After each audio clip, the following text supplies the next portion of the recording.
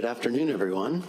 Welcome to the special mock city council meeting of July 6th, 2026. I appreciate everyone being here. Let's start off the meeting with the Pledge of Allegiance. And can I ask Councilmember Schaefer to lead us since he's in uniform? Absolutely, everyone, please stand.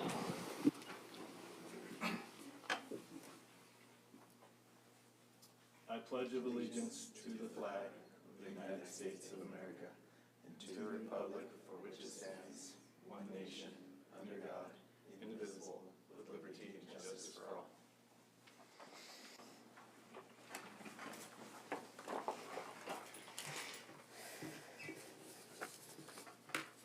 Okay, so we'll start the meeting today with new business. Item 2A is economic development, bringing entertainment to the city of Watsonville. Can we please have a staff report? From whoever on staff would like to start giving the report. And maybe you should introduce yourselves because you're a new staff today. Hello, everybody. My name is Nicolas Salinas, an intern for the Summer in the City. I hope you're having a good day, and thank you for taking the time to listen to our presentation. We greatly appreciate it. We are the interns for the Summer in the City program. Today, our presentation will be on an economic development that we, the youth, believe should be implemented in Watsonville. By economic development, we mean a development in Watsonville that would prevent leakage, or in other words, the youth who live in Watsonville spending their money outside of city bounds. We also aim in our presentation to provide a suggestion on how we can make Watsonville more appealing to its residents.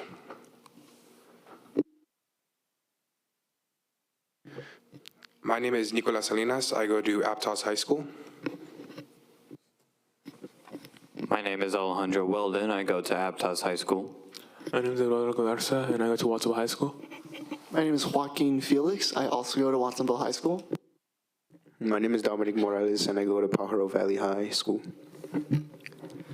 My name is Anthony Mesa, and I go to Watsonville High School. My name is Anel Zamora, and I attend Watsonville High School. My name is Monica Robles, and I go to PVHS. My name is Emily Hernandez, and I go to Aptos High School. My name is Evelyn Montañez, and I go to Watsonville High School. My name is Hillary Ruiz, and I go to Watsonville High School.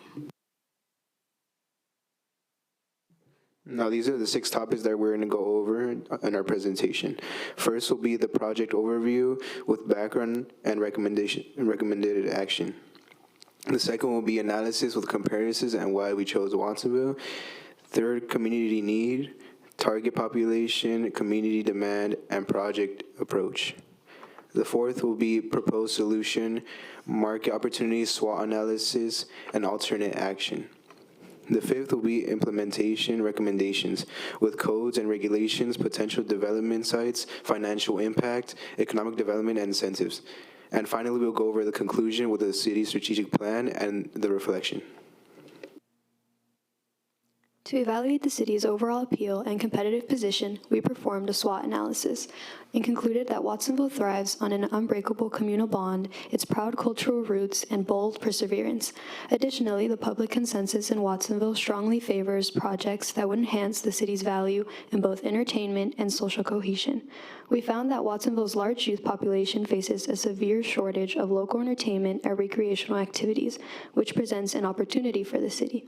Some weaknesses on the city's part, however, are that it has not been able to make any investments in large-scale commercial entertainment complexes and is operating under strict financial priorities and geographical constraints. Lastly, as a threat, the city of Watsonville experiences a vast amount of economic leakage compared to surrounding cities that have more appealing facilities, which leads us to our recommended action for this project. Moving on to our recommended action, the Summer in the City interns recommend that the City of Watsonville maintain an aggressive focus on economic development strategies that attract new businesses offering recreation, entertainment, and youth engagement. While we fully recognize that the city itself is not in charge of private development, we recommend that staff actively facilitate this growth using municipal tools like strategic regulatory updates, developer incentives, and adaptive tax strategies. Specifically, we ask that the council accept our presentation today and direct staff to explore these support strategies to encourage youth-oriented commercial investment, giving Watsonville's younger generation the local entertainment options they deserve while expanding our local economy. Some examples of cities near Watsonville that have a more successful economy than us are Salinas and Santa Cruz. Similarly, Salinas and Santa Cruz have invested in youth entertainment, preventing most leakage in their city, allowing for money to circulate more within through their taxes rather than money being spent in neighboring cities. We have seen Salinas implement their mall with many attractions such as bowling, arcades, and shops. These keep the youth of Salinas in their own town spending money in these attractions while also attracting other businesses to settle in Salinas, bringing in more revenue. An example for Santa Cruz would be the Catalyst. The Catalyst in Santa Cruz offers live music, games, foods, and an area for the youth to assemble and connect, making the Catalyst a major attraction for the youth. Having areas where youth can interact and have fun can in many ways prevent the current leakage that Watsonville has for the youth. It can also be a stimulus for more businesses to come to Watsonville, creating a greater economic boom. To fully understand the potential of economic development that Watsonville can have, we compared it to various other cities in the surrounding areas. One of the major neighboring cities to Watsonville is Salinas. Like us, they are also very agriculturally based with major fields. But one of the reasons many people travel from Watsonville all the way to Salinas is that Salinas has a more diverse selection of stores than Watsonville does. One of the most pronounced is Round 1, located on the top of the Northridge Mall. The mall was established due to people living in Salinas having more disposable income. Round 1 followed suit after Salinas met their requirements for high foot traffic in a 50,000 square foot establishment.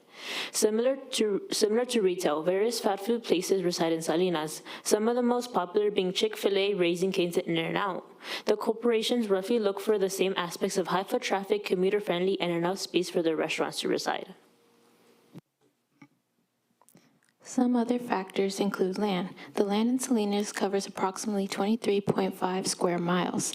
This broader and more available commercial zoning allows for more developments compared to Watsonville's more compact boundaries. Along with that, Watsonville is known for its slough, whereas Salinas doesn't have one, and because of that, they are able to expand more land without worrying about their natural surrounding flora. The population size, along with its location near Monterey and other cities, makes the area of Salinas ideal for business to bring in people. Together, the local population and incoming are willing to drive to the businesses and are willing to spend more.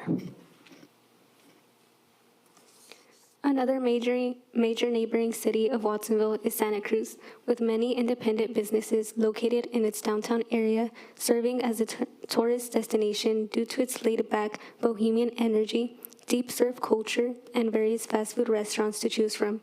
Located about a 10 to 15-minute walk from the heart of downtown is the Santa Cruz Beach Boardwalk, a major tourist attraction in Santa Cruz, with millions of people visiting this amusement park annually, bringing in revenue for the city through tourism spending and employment. UC Santa Cruz also bringing in revenue by generating over $2 billion in regional economic activity and supporting local businesses in the area. Santa Cruz has a larger population than Watsonville, primarily due to its role as a country economic, culture, and education hub. Santa Cruz has a higher demographic because it tends to attract wealthier people. Due to its close relation to Silicon Valley, which has beautiful coastal homes, non-saturated housing, and amazing natural surroundings. Santa Cruz is a top tourist destination on the Central Coast, known for its famous surf scene, beautiful redwood forest, and a great location near Monterey Bay. Tourism is a huge part of the local economy, bringing in over $1 billion in revenue each year. During our research, we also identified some reasons why businesses might be discouraged from developing in Watsonville, one of them being that a lot of our open land parcels are privately owned, meaning that the government itself can't do much to make them appealing to these businesses. Additionally, we can't expand further and create more parcels for them due to measures Q&U and concerns over our agricultural farmland. Additionally, as mentioned before, our ecological policies and our slough may be discouraging, which is not to say that the policies themselves are bad. I do think that they are a net positive for us, but it is a factor. Additionally, our municipal airport limits what we can build near the entrances and exits of runways due to safety regulations and policies concerning population densities. Our target audience for deciding exactly how we develop our economic project was the youth of Watsonville, the youngest generations with the most disposable income compared to other generations. As we get older, we have more responsibilities. We have families, we have homes, we have to take care of ourselves. Teenagers don't have to worry about that, which is partly why we're able to even attend the internship. Thanks to this, they have large amounts of disposable income in comparison. They have money from their jobs, they have money given to them by their parents just so they can get them out of the house.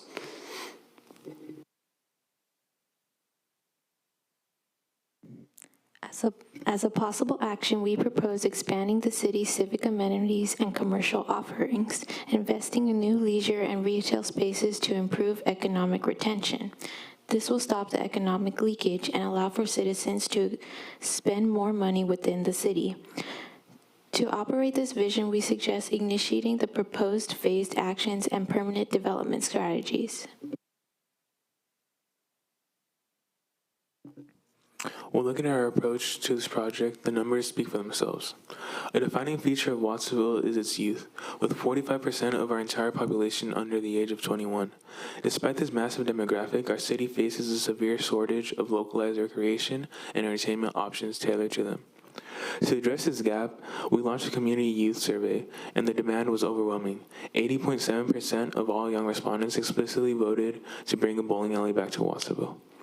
This isn't just about recreating a historical social hub that our city lost. It is a critical economic strategy right now because we lack local options. Our youth travel out of town for entertainment. This creates massive economic leakage where Watsonville is actively losing vital retail tax dollars to neighboring cities. By bringing businesses in, we aren't just creating a space for the youth. We are capturing those lost dollars and fueling Watsonville's economic growth.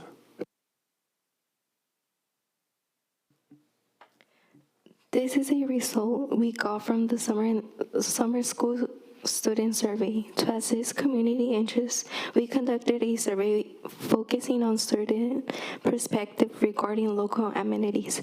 The findings demonstrate a clear consensus among Watsonville's youth for expanded recreational opportunities. Notably, 71.9% of respondents express a specific interest in retail and economic development, with a significant majority advocating for a bowling facility.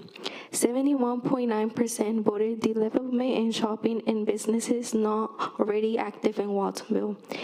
80% say people who ask for a bowling alley that is congruent with the modern day demands. 70% second a highest choice people who ask for a quality arcade. 80% people who shopped outside of Watsonville in neighboring cities. We chose to do a SWOT analysis of different businesses to break down and simplify the different strengths, weaknesses, opportunities, and threats each business possesses and could possibly face.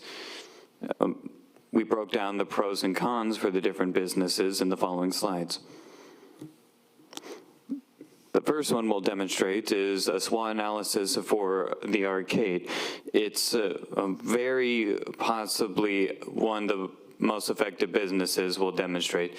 It has a very high demand in recent years, overall very low footprint, fairly cheap to maintain, and generates a high amount of revenue compared to cost to operate.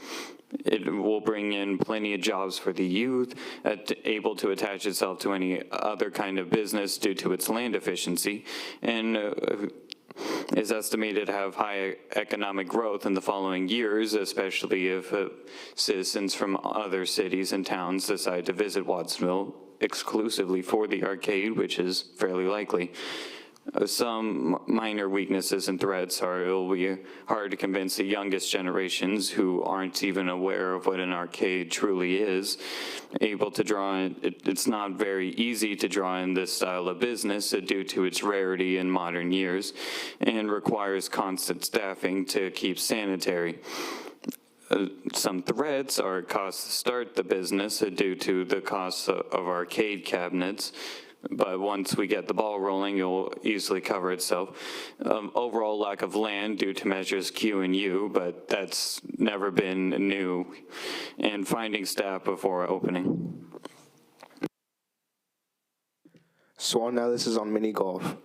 Some strengths, maybe that it has a low startup and operating costs because it's significantly smaller than a professional golf course.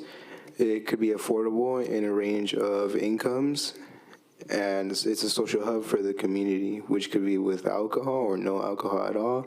Job creation and local spending with opportunities that have, like partnerships with local schools and organizations. For like example, we have the youth center and, partnerships with the schools. Combining with other small scale attractions like the arcade, which was mentioned this earlier. It could put Watsonville in the spotlight because, recreation is popular among the youth. Some weaknesses could be that it's seasonal dependent and weather dependent, unless it's indoors, of course. It has low spending on customers. Although beneficial for the community, it's not so beneficial for revenue for the city. Management and maintenance burden, and of course, the lack of land. Threats may include that as economic downturns and competition with other businesses and changing social habits with liability and safety risks. The SWOT analysis done on bowling facilities revealed that some of the main strengths of this business are the strong public consensus for the implementation of such a project, its ability to provide affordable and easily accessible space for family outgoings, and to serve as a multi-generational community cornerstone that fosters social cohesion. It also holds a universal appeal, holding no steep learning curve, making it accessible to anyone from toddlers to seniors. Lastly, it is non-weather dependent. Indoor setups ensure stable year-round cash flow regardless of severe heat, rain, or snow. Some weaknesses on the city's part are its lack of local recreational infrastructure, which has led to the substantial economic leakage we've been mentioning. Since Cabrillo Lane ceased operations, Watsonville has lacked a dedicated bowling center and since then has not been able to attract or invest in another entertainment complex like this. Key operational hurdles for this type of facility include prohibitive startup costs, intensive hands-on management, and critical interdependencies that make daily workflows highly complex. However, establishing a bowling center would create a vibrant community hub, generating valuable jobs, stimulating the local economy, and providing a safe, engaging recreational space for our growing youth population. With steadily increasing demand, this project presents strong opportunities for our community. Finally, this proposal faces two critical barriers: the spatial constraints due to a lack of developable land and restrictive financial parameters.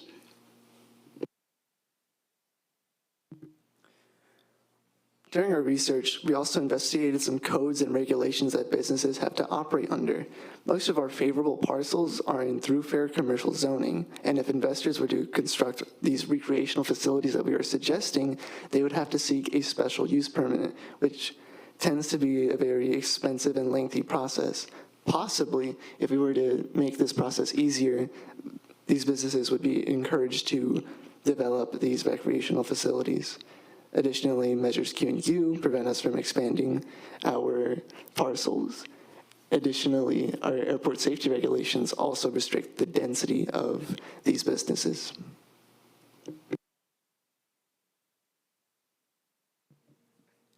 Throughout this process, we considered many different plots of land that we believed could house a building big enough for recreational activities and entertainment. Unfortunately, after we did more research, we realized our ideas were not realistic due to different complications. The first vacant land we considered was the plot between Ohlone Parkway and the Watsonville Slough. But because this piece of land is right next to the slough, we are limited in construction because of environmental restrictions and because the soil in that area is unsafe for potential buildings due to the fact due to the threat of the soil sinking. The second plot was behind Taco Bell between Green Valley Road and Freedom Boulevard. Even though this area has enough space for many people to gather, it is that factor that makes the land unsafe to build on. As a result of the airport safety zone, which restricts how many people can gather within a certain radius of the airport runways, in the case of an aircraft crashing, many popular franchises are turned down to keep up the standard of public safety. The last and most promising parcel of land we found is the discount mall on 347 Rodriguez Street. Even though this building is not near a slough, away from the airport safety zone, and close to downtown, it is privately owned. So unless the owner has plans to renovate this building in a way that promotes economic development, the government can't do much to dictate the renovation. While we understand land is scarce in Watsonville, we propose the idea that instead of focusing on what we could build, we should turn our attention to what is already built in the heart of downtown. By upholding the promise of the downtown-specific plan, we can create multiple multi-use buildings that can solve many problems that Measures Q and U had created with not being able to expand city bounds. What we recommend as a possible business idea would be the implementation of a bowling business in Watsonville. In the survey we conducted of the summer school students, we saw that the most desirable attraction in Watsonville was a bowling alley. This shows that if a bowling alley were to be created in Watsonville, there would be a large amount of support for it. A bowling alley business is also very flexible, allowing for an arcade and shopping, which were the two runner-ups in the survey that we conducted. A bowling alley is also affordable for the younger population, which may not be the case for activities such as mini golf, which can become a little pricey. A bowling alley is also an attraction for more than just the youth. In many cases, adults or elderly people will go to a bowling alley to connect and interact with other people. And lastly, a bowling alley can also bring in the youth from outside of Watsonville. For example, places like Aptos, Corralitos, and Aromas, which are towns near Watsonville, might be attracted to Watsonville due to the implementation of a bowling alley, bringing in further revenue for the city. And the image shown on the left shows the estimated growth in spending on bowling alleys in the near future. It is estimated that every year following 2025, there will be a global 4.6% increase in the bowling market. This shows the possible gains that Watsonville could achieve by implementing a bowling alley into our existing infrastructure. A bowling alley could provide money to the city through property and sales tax. With the results of the survey in the previous slides, we see that the bowling alley is likely to flourish due to high demand of one. This will also allow other businesses to want to come to Watsonville because of how well a bowling alley would do, showing the possible income to be made in Watsonville. This would also prevent future leakage in Watsonville because of the youth having an incentive to want to stay and spend money here in Watsonville. However, if Watsonville does desire to attract a bowling alley they will need to provide some sort of incentive for a bowling alley business for them to want to build in Watsonville due to the high regulations that exist. To support these goals, here are key incentives that can help attract investment, create jobs, and strengthen the local economy. A fee referral program allows developers to postpone paying major development and impact fees until just before the business opens. Why it helps is entertainment venues often require a significant upfront investment in buildings, equipment, and renovations. Delaying fees reduces initial financial pressures and makes projects more feasible. Number 2 would be sales tax reimbursement program. The city reimburses a portion of the sales tax generated by a business for several years after opening. This can be seen as a positive for the businesses as bowling alleys and arcades and mini-golf facilities generate ongoing customer spending. A reimbursement program rewards businesses for bringing economic activity to the city and helps offset startup costs. Another option would be commercial facade improvement grant programs, which provides grants to improve the exterior appearance of commercial properties. Entertainment businesses rely heavily on attracting visitors. Grants for signage, storefronts, lighting, and exterior improvement can help create appealing destinations that help families and tourists. Lastly would be public infrastructure assistance program. The city could offer financial assistance with required public improvements. that could range from 25% to 50% of the cost for improvements. The city could also offer a financial program of up to $100,000 for users that require financing for minor improvements. The city would be required to use some of its funds, but would recoup these funds by opening the door for other businesses to open up around the area where the public improvements took place.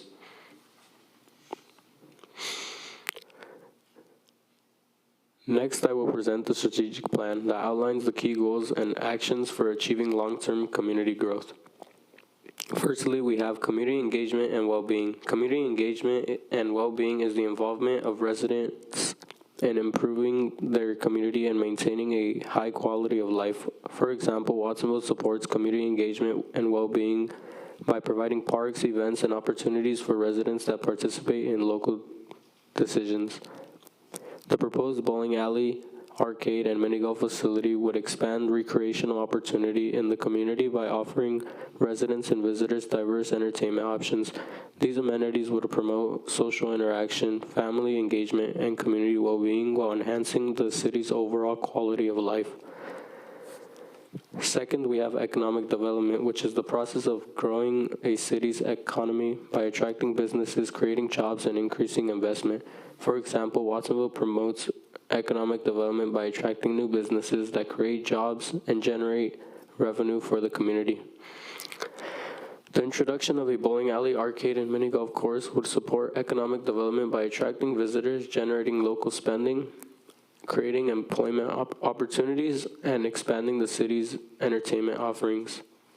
Lastly, we have fiscal health, which is a city's ability to generate enough revenue to pay for services and meet future financial needs. For example, Watsonville is fiscally healthy if it can fund services like public safety and road maintenance while maintaining a stable budget. The addition of a bowling alley, arcade, and mini golf course could increase sales tax revenue, business license fees, and other economic activities, contributing to the city's long-term fiscal health.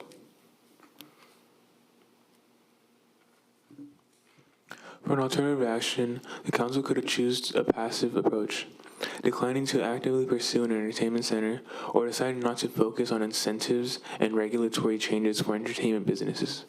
While this leaves the city technically open to outside entertainment corporations, it creates a massive disadvantage. It completely fails to address our community's urgent youth demand, ignoring that 80.7% survey preference, and fails to capture the huge economic potential of our young population. Ultimately, taking no action or deprioritizing these incentives will deepen our retail tax leakage, allowing our community's consumer dollars to keep flowing straight into neighboring cities, while potentially decreasing Watsonville's future tax revenue. The city of Watsonville thrives on its unique ability to maintain such a tight-knit community, rich traditions, and a resilient spirit. While it may not be a major tourist destination, Watsonville has the untapped potential to become one. Undertaking this project taught us that economic development is no small task. Despite numerous hurdles and regulatory restrictions, we made the effort to stay focused on driving meaningful change, and this in turn gave us an entirely new perspective on the role of the city. Currently, we have a large and resilient youth population in Watsonville, and we aspire to make our city better for ourselves and for future generations. Cultivating a diverse entertainment scene within our city limits ensures that our residents stay engaged while our local economy thrives. Thank you for your commitment to our city's economic future. Together, we will build a thriving, prosperous community for generations to come. Questions? Thank you very much for that presentation. At this point, I'll open it up to the council for clarifying questions for staff. Yes, Councilmember Gill. What would be the tax revenue based on lane rentals?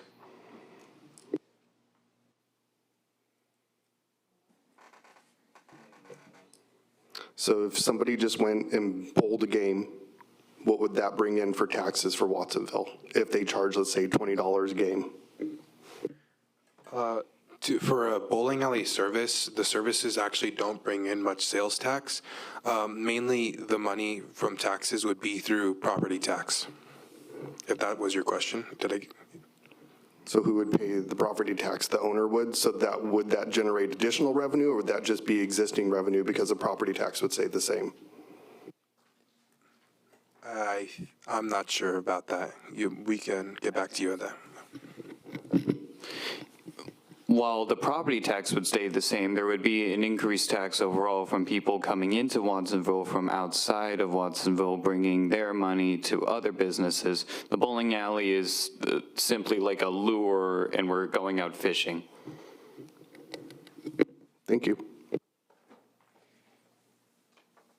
Any other questions? I have many, so yes, Councilmember Schaefer. Sounds like we have many questions, so keep mine brief, and I'm sure I'll come up with some more. First off, just a comment. I'd love to meet these people that you state have disposable income. That would be amazing. It's more probably decision-based subjective income, but I'm looking for those people to come to Watsonville. So to start off, I want to thank you very much for your presentation.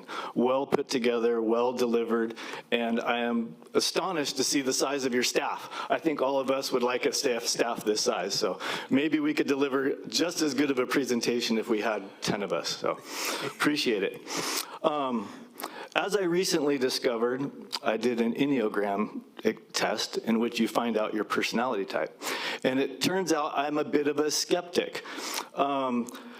I would like to have a lot of people visit Watsonville, especially youth, in the form of a bowling alley, a mini golf thing like you said.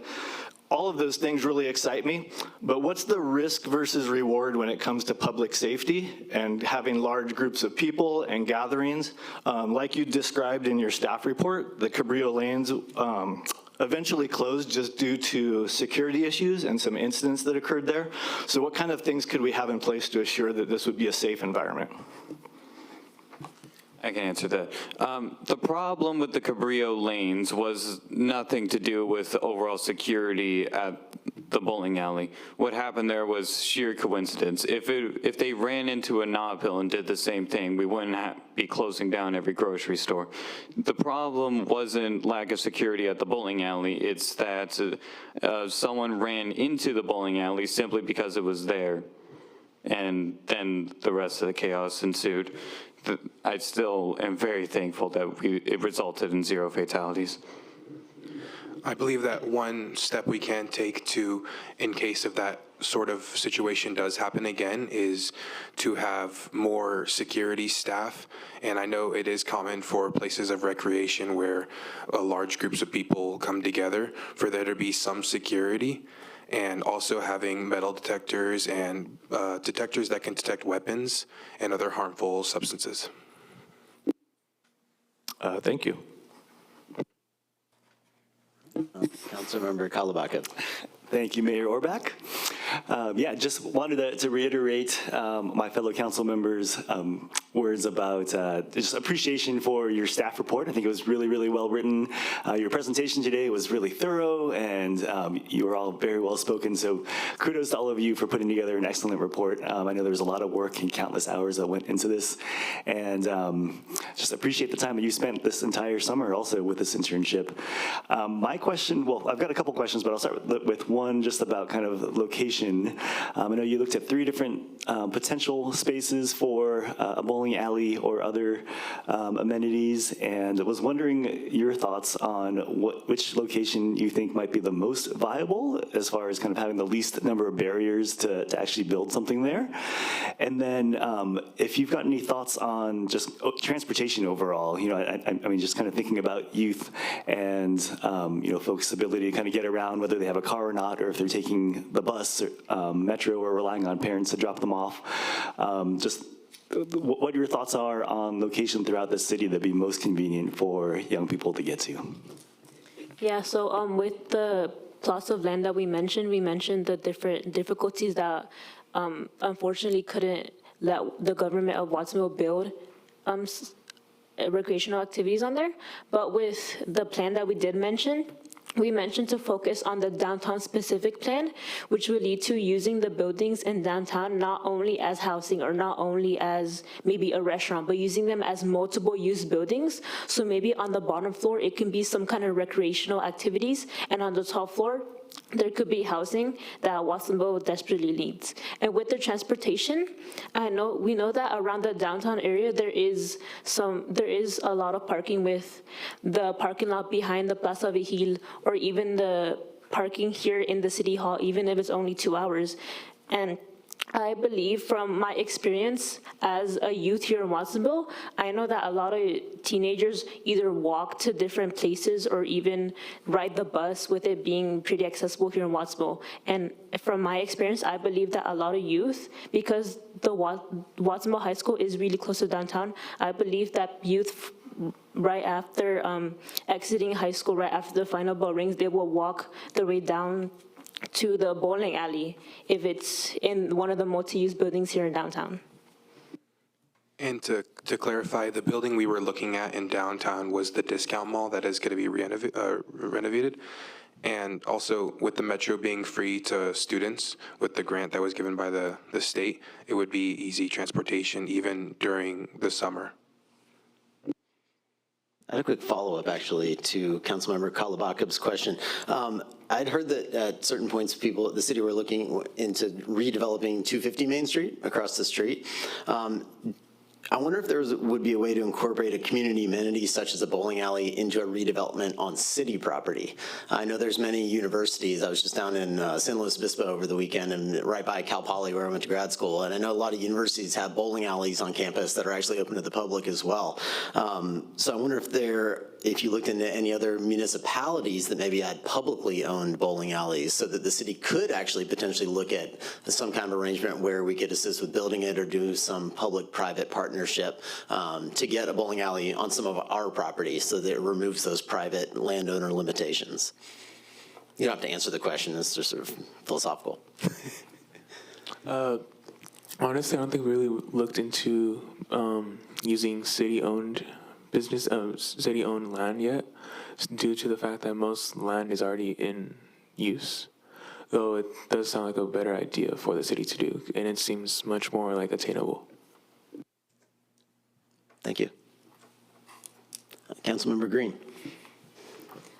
Thank you, Mayor, and thank you all for your wonderful presentation, very detailed. I did have a question on your survey data. You mentioned a lot of retail leakage, and your questions, though, seem to be more, what do you want? Was there any component of the survey that was, are you pursuing these activities other places? Like, do you have any data on that? I can answer that. And in the survey, one of the questions was, do you go outside of the city of Watsonville? If you live in the city of Watsonville, do you go outside of the city of Watsonville to do recreation or shopping? And a large majority, I believe it was above 70%, did say that they do. And that's why we wanted to focus on keeping the youth inside and preventing leakage for Watsonville, which we thought was a major issue for the economic development of Watsonville. Great, thanks. And I guess kind of a follow-up, or maybe not a question, but I like the way that you answered that because I'm all for more entertainment for Watsonville. And there's some really cool ideas of combining, why choose, right? There's indoor locations where you can put a bowling alley on the bottom with arcades, you can have a restaurant, and I think really combining the income, since the bowling alley itself, it sounds like, can't really provide that tax revenue. I think combining it, like you mentioned, with housing opportunities or just other ways to kind of collaborate on that would be great. Because I'm all for offering an incentive, but the city has to get its money back. And so we have to invest in something that will provide that return. But overall, thank you. I have a quick follow-up on that one, too, related to housing real quick, and then I'll get to you. There are many developable parcels in the downtown Watsonville specific plan area, and you've looked at least one of them. Santa Cruz County is also the most expensive rental market in the entire United States for, I think, the third year in a row. The state's doing a lot to encourage housing development.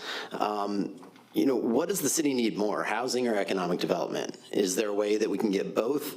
Also, is there anything the state could be doing to incentivize economic development in the same way that they're trying to encourage housing development? Once again, high-level philosophical. My questions you don't necessarily need to answer unless you're feeling bold, but just trying to push your thinking on this. I believe that housing is very important, but also to have housing, we do need to have an income. And though we can get grants from the state, we do need to be able to have our own income. And I believe that bringing in entertainment businesses can also bring in more revenue through attracting other businesses. So in a way, they're both equally important because they equally support each other. Thank you. And it appears Santa Cruz is testing a new theory where they bring in the housing first and hope that density of wallets in one area then draw the businesses in. And from what I hear, it's starting to work. So it'll be interesting to keep an eye on downtown Santa Cruz and see how that strategy is playing out. Councilmember Vargas. Thank you, staff, for your report. It was mentioned incentives to bring more development, and I wanted to ask if you looked into incentives for bringing more foot traffic. We have the examples of downtown Santa Cruz area that has a lot of vacant shops. They have the catalyst, but foot traffic isn't always that high in the area. There's also, I'm sure you've heard of the death of the American malls and third spaces. Local examples of that would be the Capitola Mall or recently Northridge Mall, which did see some improvements after revitalization. So if you have any ideas on how we can increase traffic, just because even if those businesses are in the area, it's not necessarily guaranteed that it'll attract people.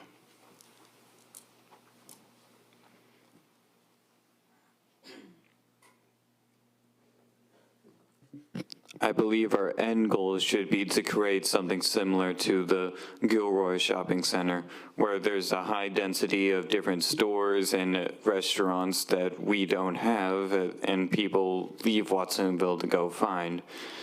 They have In-N-Out, they have Chick-fil-A. Wait, no, we have the Chick-fil-A. Sorry, we have the Chick-fil-A, but we don't have a Nike, we don't have Coach, we don't have a lot of medium income businesses, and that should be our end goal when it comes to economic development, is my bottom line. And the bowling alley is just a way to bring more attention to Watsonville and slowly generate enough revenue where that is something feasible down the line. Additionally, I would like to add that I feel like the foot traffic would come in from the convenience of having these stores closer. So instead of like having to go 20 minutes away to find the store that you want, if it's here in Watsonville, then you're going to be encouraged to go into the one here in Watsonville.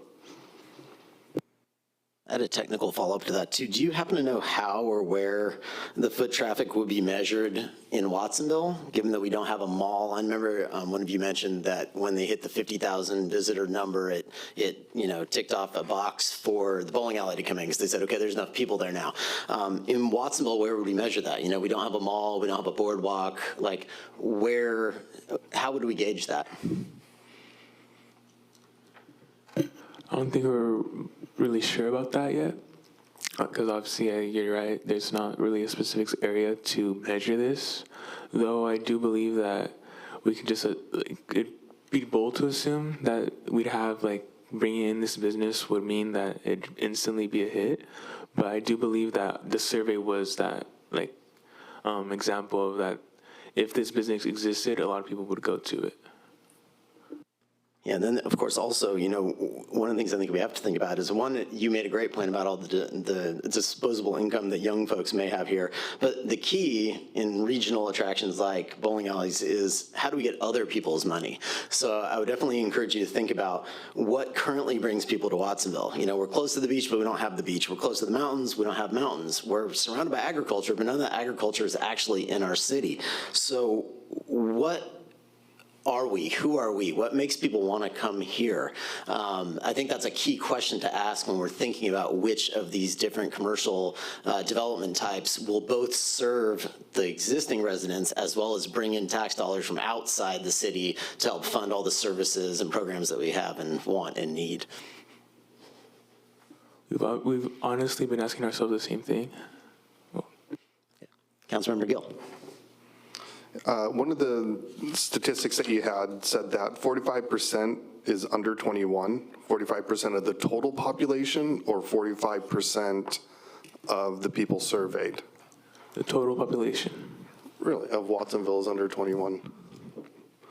So what is that population? Where is the big boom of it? Where's the biggest concentration? Is it in like 0 to 6, 6 to 12? Do you know? The data didn't really show specific age, though it did just show it was over or under 21. Okay.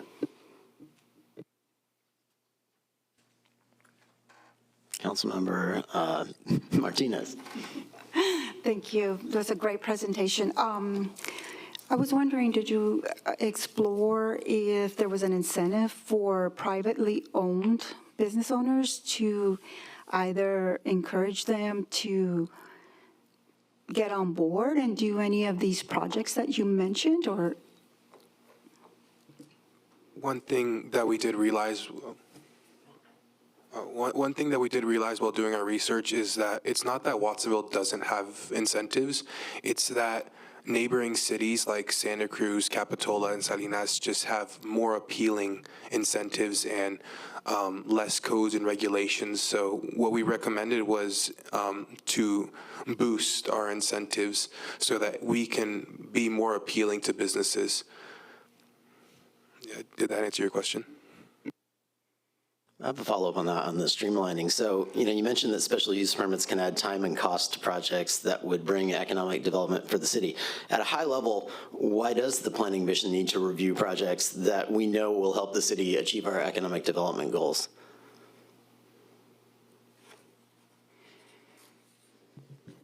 I'm not entirely sure how, unfortunately. Okay, so would you be in favor of making certain desired uses such as bowling alleys principally permitted or only require an administrative use permit so that they could just be approved in-house by staff versus going to a public hearing, cost less, take less time? I think that would be the right idea because, again, like how Nika was saying, like we need to make our incentives more appealing. That way we stand out when we're being compared against Salinas and Santa Cruz. Great, thank you. I'm not seeing any other hands raised, so I'm going to default to my clarifying questions here. Okay, you mentioned strict geographic limits related to Measure U and Measure Q. Can you tell me a little bit about what those are? After Measure Q and U was passed, Watsonville couldn't annex any more land, meaning that we couldn't grow geographically, which really limited our ability to attract businesses because of the desire of land that businesses have. For example, a Costco, I'm pretty sure, requires 16 acres of land, and we just don't have that land available. So yeah, Measure Q and U geographically restricted us, causing businesses to be less attracted to Watsonville. Okay. I want to point out one thing. The big difference between annexation in its normal form and annexation under the urban limit line or outside of the urban limit line is that it requires a public vote. So given that that's the case, how would you convince Watsonville voters to support a ballot measure related to development outside of those lines, related to commercial development, residential development, given that you know you're going to get pushback from some of the large, well-funded organizations like the Farm Bureau? What kind of case would you make to the voters for the need there? I guess the case that I would make would be that for Watsonville to advance, similar to how Salinas is advancing in space and economics, we would need to gain more land so that we can have more attractions, more stores, more businesses, which would end up benefiting the residents either way, making it more convenient for them so that they don't have to drive to towns like or cities like Gilroy and spend gas that comes out of their wallet and not the wallets of these major businesses, which benefit from keeping Watsonville small. Great, thank you. And then I want to pivot to environmental review for a minute. You kind of headed off this question a little bit by saying that you definitely supported the environment despite the fact that there are some limitations. Would you, I think you headed off the first one, you probably wouldn't be willing to support weakening those environmental regulations. do you think our slough environments add value to our community? And are there ways in which our natural environment can contribute to economic development? And by that I mean, could the East Ohlone parcels, for example, accommodate some type of development that capitalized on either the proximity to the Watsonville Slough, the beautiful views of the Watsonville Slough? Could a hotel with views of that slough increase their room rates, right? Because you see mountains, you see water, you see beautiful marsh environment. Or could we even open up sloughs to more active uses like kayaking or canoeing? I do agree that our sloughs that they are an opportunity for economic investment opportunity. And our survey did show that there was some interest in hiking development, kayaking development, other nature-related activities. And I know that the Nature Center is being developed, and I do think that our slough is very important to who we are, and it is definitely an opportunity for the types of developments that you did mention. Great. I think that's it for my questions as well. Do we have more? I'll go towards your proposed incentives, because I think that's kind of where our launching point is, to attract these types of businesses and potentially this bowling alley that you're talking about. So there's 4 different ones you have listed in your staff report: the fee deferral program, sales tax reimbursement, commercial facade, and then the public infrastructure assistance program. The fee deferral is like the fees that would be front-loaded, that would be waived until the time of opening. The sales tax is then thereafter, once we're collecting sales taxes. So you're kind of doing a little bit of both sides. And I think from the city's perspective, it's like, we want to promote business, but we also need to see some money coming in. So has there been samples that you used in other cities that have used one or some or a combination of these to show success, to where we could have some more confidence moving forward with one of them, if not all of them together?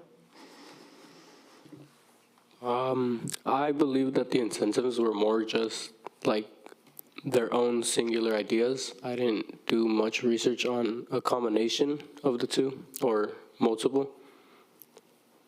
But that is definitely something we should look into, see how they work together to attract businesses. Perfect, thank you.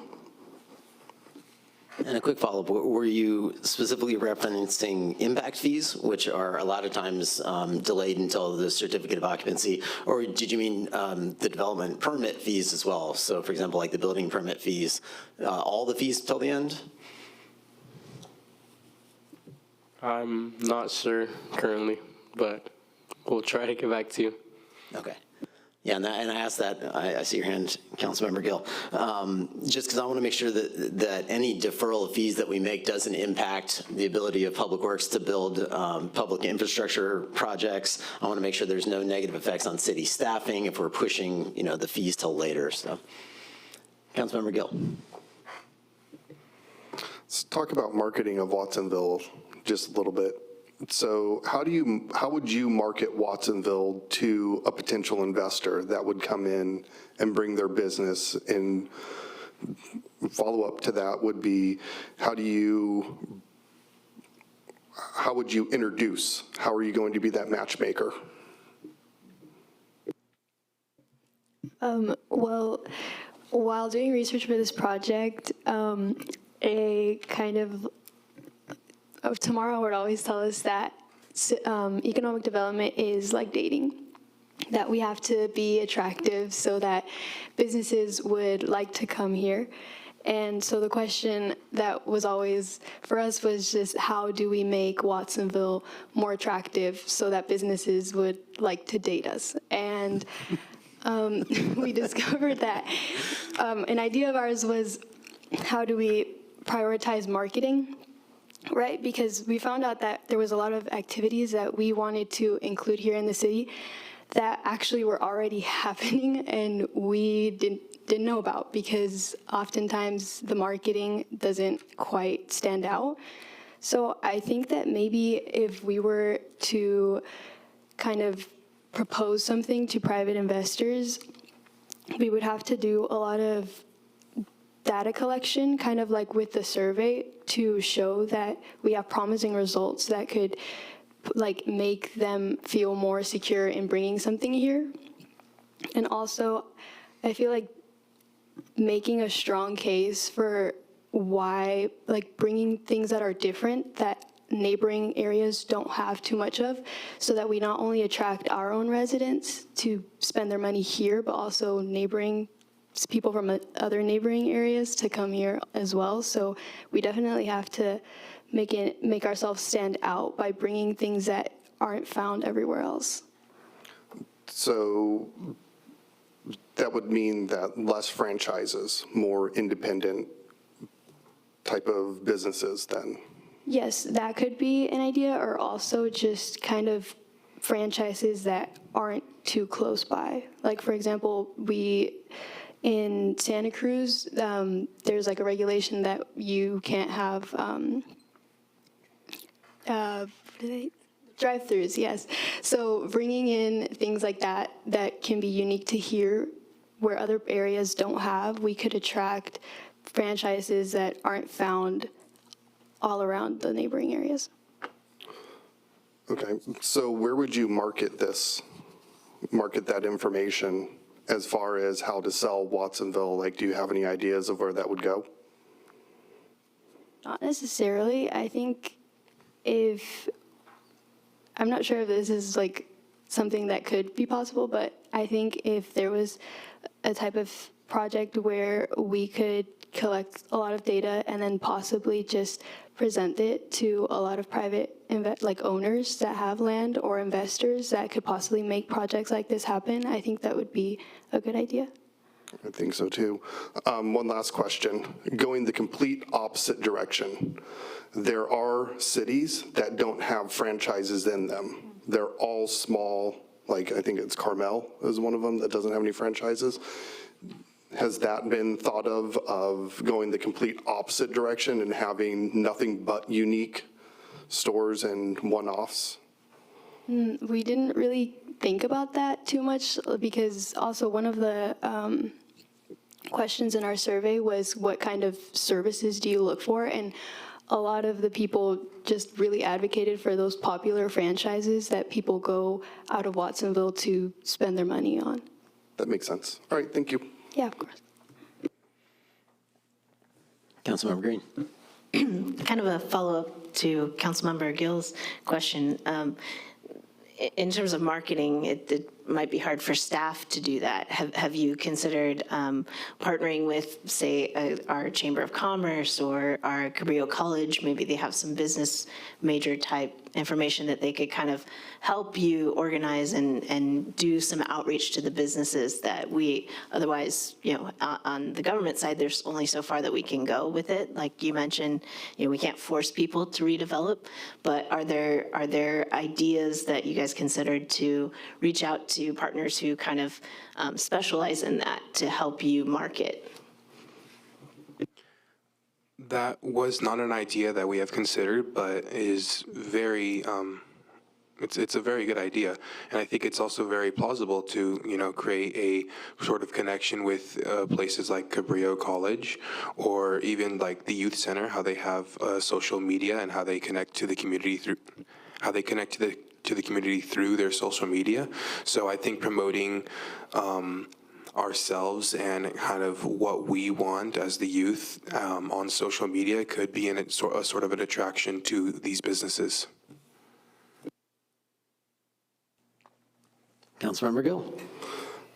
So thank you all for answering the questions. It isn't easy to answer them, right? I'm sure that's something that you found out. What was something that you learned or are going to take away from this is like kind of either a mission or an aha moment or something along those lines? So just something that's going to stick with you after this. So can we go down the line? We'll start that way and work our way around.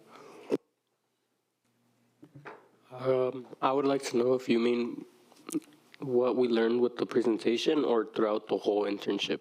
Throughout the whole internship. We'll make it broad outside of because, Okay. Sorry. I think throughout the internship, I kind of had a little wake-up call that it's not going to be full of exciting moments. There's going to be times when it's boring, but it's important that you stand strong and give it your 100%, even if that 100% is not as much as you're usually capable of.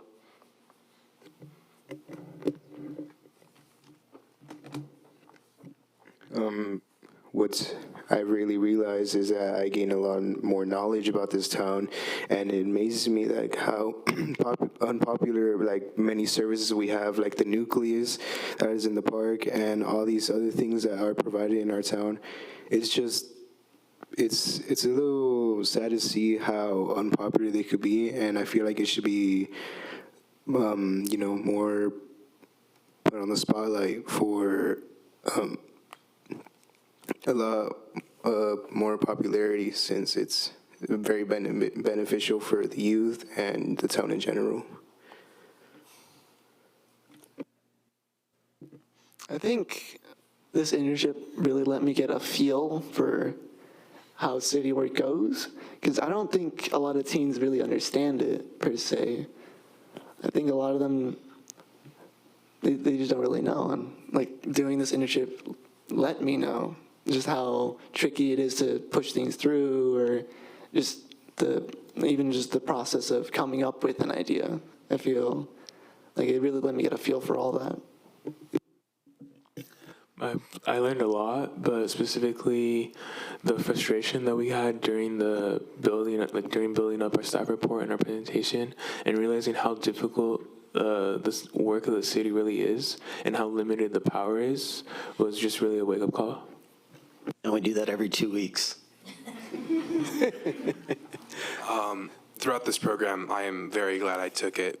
Initially, I had some hesitation because I was looking into doing internship more onto the medical field, because that's where I want to have my future career. But I am really glad I took this program. It was eye-opening. I got to learn a lot more about my city and the people that live within it. And I also got to meet a bunch of amazing people who are very intelligent and are pretty damn nice.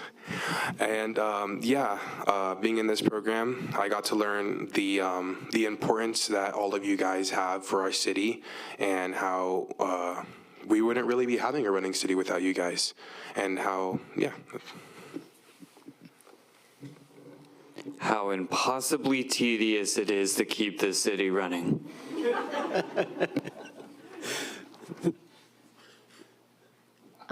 I guess this whole program was, like everyone said, really eye-opening, because it was frustrating sometimes, but I think for me, it was also refreshing to see a new perspective of it. I see how, I met with so many different people from Public Works, from the airport.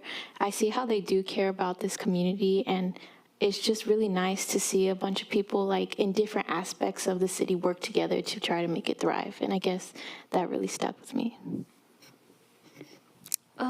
In doing this internship, it really taught me how to keep moving and come up with different ideas when the ones you had before kind of not working, and just how to keep yourself put together and keep moving and not let the frustration get to you.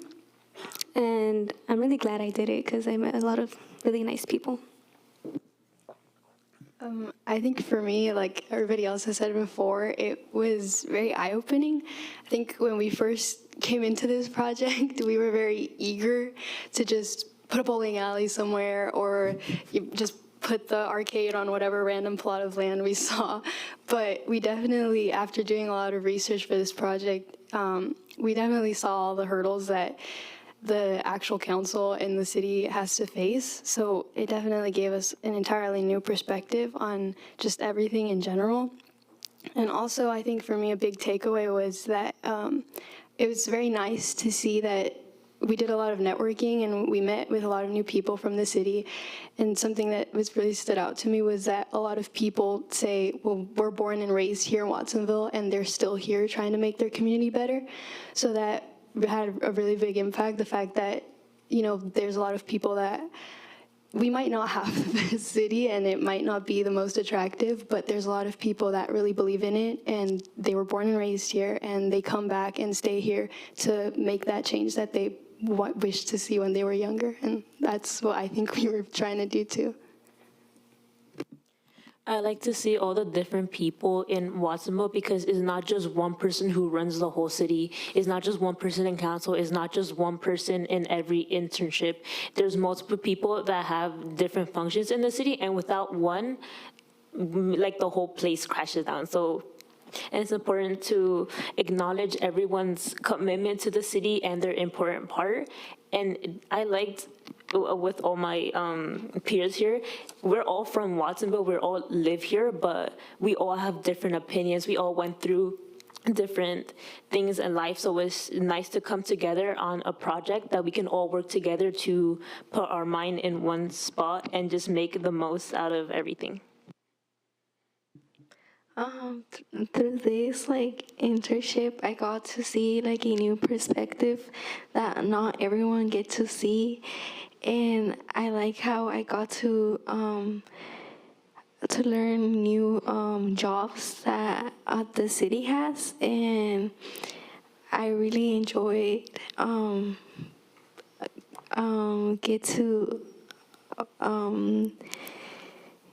to meet new people and really see how our city works in here. Councilmember Martinez. Well, I hope you know that the library is your friend, right? Because you're one step ahead of a lot of students in the sense that you know how to do research now. So it's just a critical moment in your life, and then you understand that how hard it is, right, to write a paper, to do the research behind it and find factual facts. So don't forget, the libraries, when you go off to college, they are your best friend. Yes. Councilmember Vargas. I heard a lot of repeated words like tedious and frustrating. So I just want to say thank you for going through this. It makes it a lot easier when you're working towards something that you love, like your community, your city, that you're passionate about. It also helps to have a team working with you. You guys had each other for support, just like we have our different coworkers, staff that we rely on as well. And I hope this has lit a fire inside of you and you continue to be involved in local, state, and federal politics, and that you guys got something good out of this. Okay, well, I guess we'll continue with the formal schedule. So I'll call for a motion. Would someone like to make a motion on this item? Can we have clarification? There's no action. We're just going to be accepting the staff report? I think there was Or is there being directed to follow up with the incentives, I believe.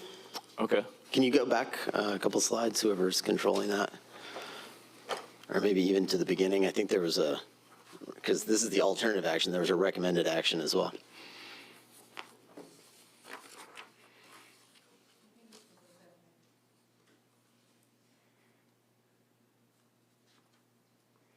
Yeah, so it's essentially this.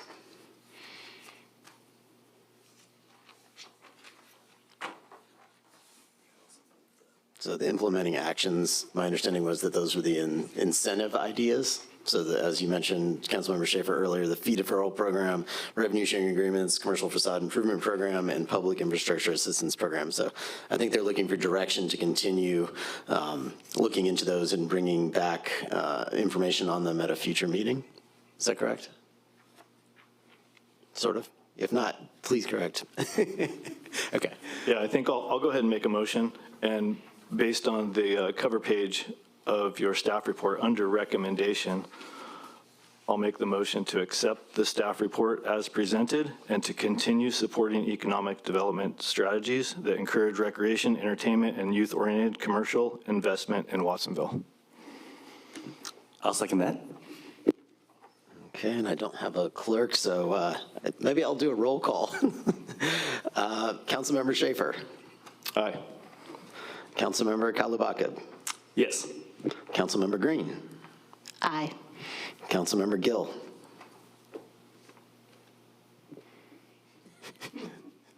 Aye. Councilmember Martinez. Yes. Councilmember Vargas. Aye. And I will vote aye as well. So the motion passes 7-0. Thank you.